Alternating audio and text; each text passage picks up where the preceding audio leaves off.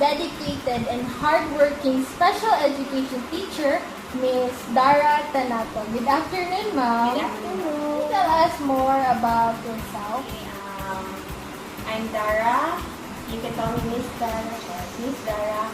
I'm a graduate of Masped from Ronalyn University, and I took up my master's in SPED major in MC at Murro and continued it in St. Paul University. What pushed you to become a SPED teacher? The main reason that pushed me to become a SPED teacher is my cousin who is partially deaf.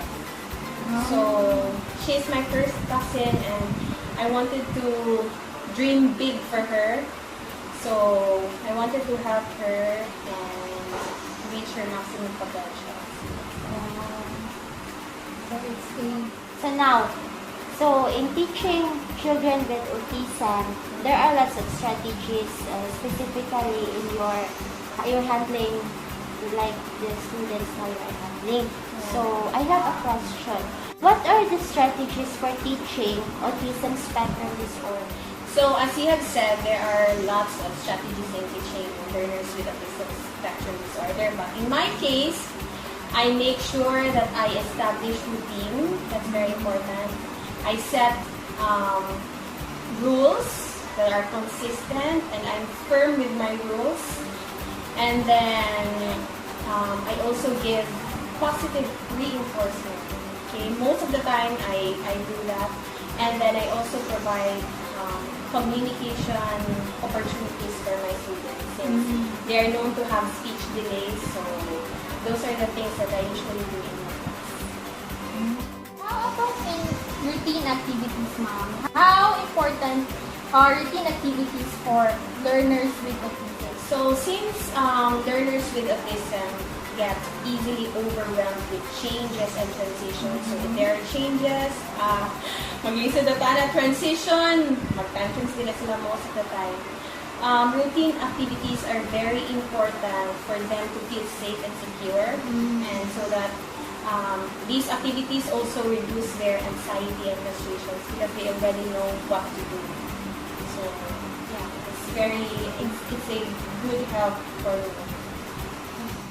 Do you use visual schedules in teaching autism children? So here's my visual schedule. I make sure that it is near my table and it's readily accessible to my learners. I use this to communicate to them the daily tasks that they need to accomplish and the routine. So aside from these helps me communicate to them what they are supposed to do in my class, it also serves as a motivation, and it encourages cooperation since, for example, they see here that they will have playtime at the later part, so I will tell them, can you finish reading time so you can have playtime? Oh, can you finish reading time so you can have playtime? So by merely looking at this visual schedule, they will know what they're going to do next and what their reward will be.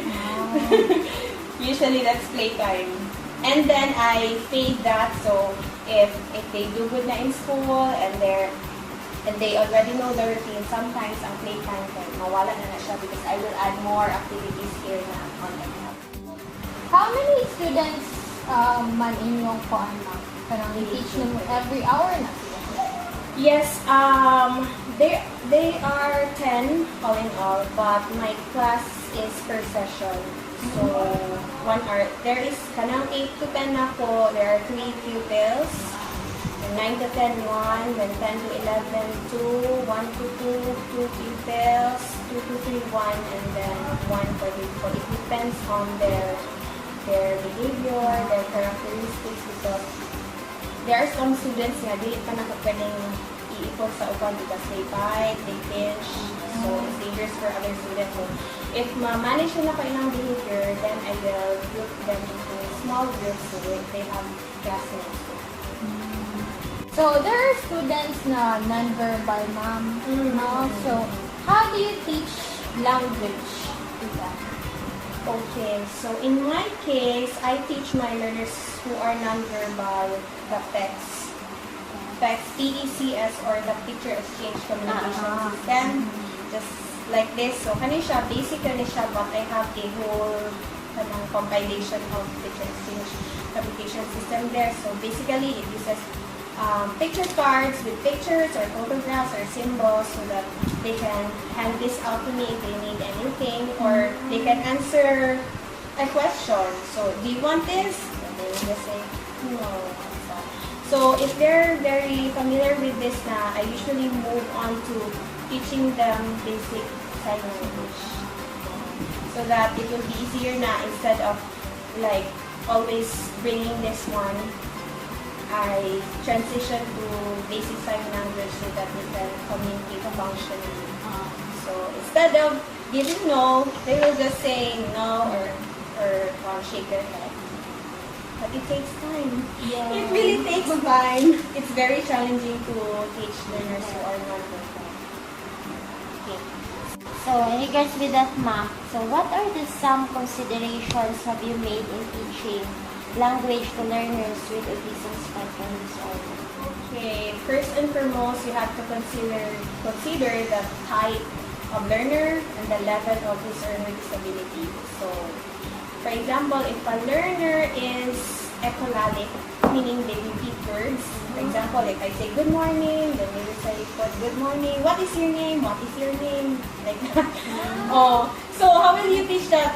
In my case, I use scripting. So I make use of a paper with a written answer. So when I say good morning, for example, good morning, Ella, then I will show her the script, good morning, teacher Dara, so that she will not repeat what I'm saying. So after constant practice, I will fade the script. So when I ask her when I tell her good morning, Ella, she will automatically say good morning, teacher Dara, without the script.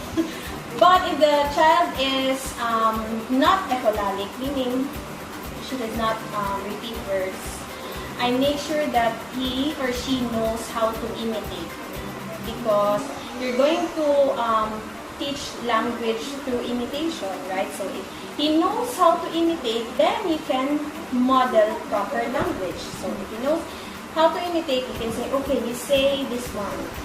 You say this one. But be careful ha, kay kanabiyang pag-imitate, there is one instance, before they get outside the room, I usually say, what will you say? Goodbye and thank you, teacher Dara. So after constant practice, ang bata, mayroon na lang po siya, what will you say? Goodbye and thank you, teacher Dara. So, careful lang yun siya sa pag-proper, pag-model kay everything I'm i-say, i-imitate na nila. So, sa mga sige niyo mong practice ko, ako, okay, i-feed na ako tong what will you say. So, before they come out, I'll say, good, i-prompt ra ni mo nga, good, okay, goodbye, and thank you. Thank God, nawala ra ang what will you say. Nawala ra gitawon. Thank you for the informative answers, ma'am, with us being a teacher with special education. Before we end this conversation, ma'am, can you give us some insights or experiences to our fellow or future educator instead? Okay. First and foremost, I'd like to say that you need to have a heart for these learners. Okay? If you don't have a heart for these learners, then it will be very, very hard. Your first day will be a last.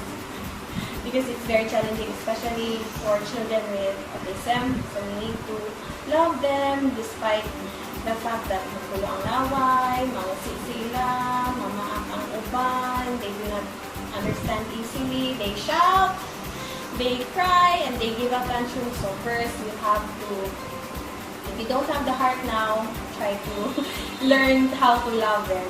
Second, you need to master all your courage and your patience. Yeah. Patience, because ang ilahang kanang usa ka skill, it may take them like a month or two, and you have to repeat it. And for example, if dili siya consistent, in my case, I teach this skill from Monday to Friday. Then mo-ugly ang Saturday and Sunday. Pag Monday, back to zero. So you really have to be patient. Be patient. Yes. Module na siya, be patient. You don't need to be very intelligent or what, but you just have to know some basic skills and strategies. Strategies will really help, and your patience and your love for them. Love this. So thank you for taking the time to meet with us. Yeah, it's my pleasure. I hope you learned a lot, Char.